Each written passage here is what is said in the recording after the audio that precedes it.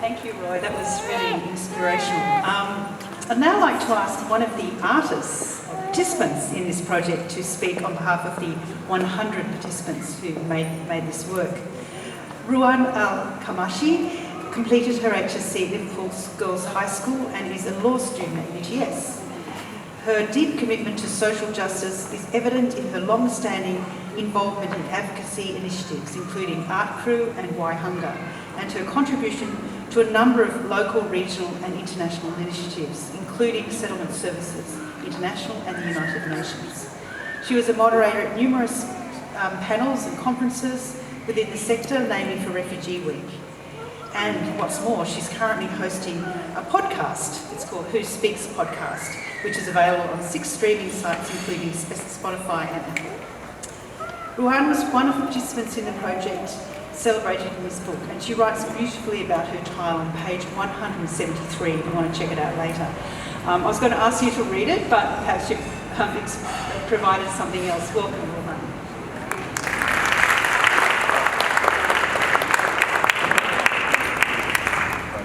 I knew this was going to happen when someone taller than me speaks, so I have to put it down.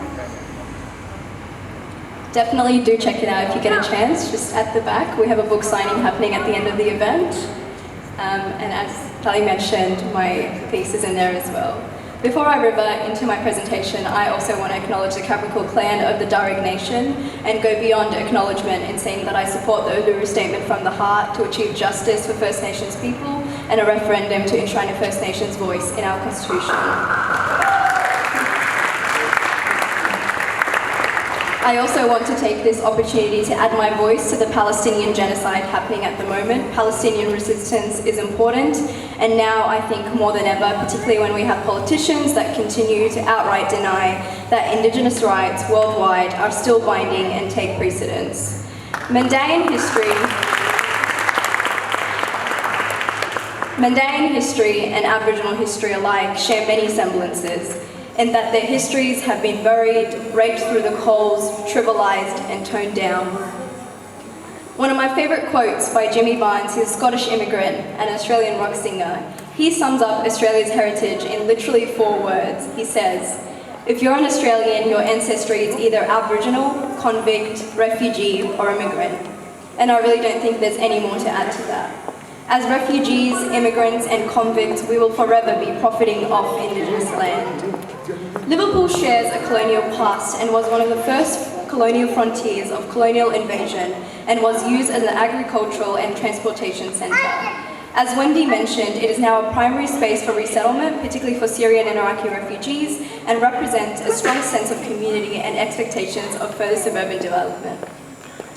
Our community, the Mandaeans, lived as a minority under several empires: Babylon, Assyrian Empire, Persian Empire, Ottoman Empire, and I genuinely find it difficult to fathom our survival. We lived in Mesopotamia where the most ancient, the first code of law was enacted, the Code of Hammurabi, on a clay tablet similar to the tile-making process that we went through with Tarmida Yohanna Nashmi, and it's well known for this very distinct law. If a man destroys the eye of another man, they shall destroy his eye. If one breaks a man's bone, they too shall break his bone, and so on. And that's where the line, an eye for an eye, a tooth for a tooth, comes from. Now, of course, our community doesn't condone violence. In fact, our Gnostic teachings are pacifist at the very core.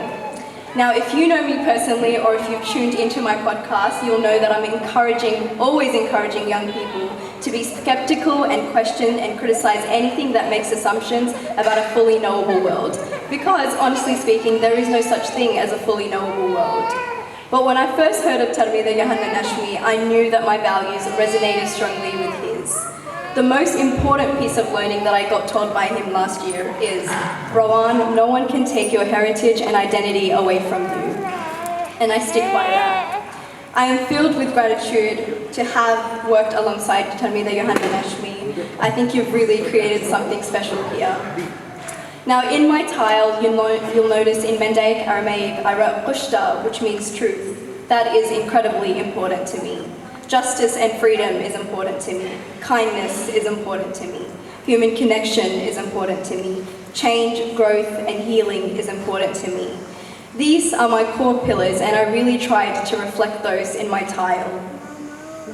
The tile-making process, the 100 stories, the 100 souls, they all formed part of our Mandaean ancestry, part of our Iraqi spirit, part of the worlds that we held inside us. Even though each one was different and unique in its own light, they all formed and became part of a collective story and experience. There was something quite special and universal about seeing the tiles all together in a book. It meant that not only were our voices being heard, but we were occupying spaces.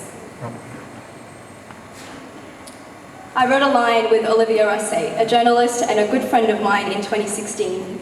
I try to be free, not as an Australian, not as an Iraqi woman, but emancipated as a human. And I think this resonates when I try to establish myself in my own tile. As people of a diaspora, there is no single category or border that can define us. There is more to any group of people than just a single narrative, especially the Mandaeans that are indigenous to parts of Iraq and Iran. The idea of home is never tangible to us. Its connection to land and rivers through baptism. And I wrote that in my short preface to the tile, that despite the irony of boxing myself and thoughts in a tile, my khushta, my truth, is not defined by the borders of this frame nor the old clay. It is internal and within. It is not fixed but flowing, just like the rivers in the frame. This reflective exercise, I think, really not just for me, but across all the 100 souls, made us realize that for us, refugees and immigrants, people who have lived on both sides of the border, the meaning of home is never simple. It's not confined by the geography of space either.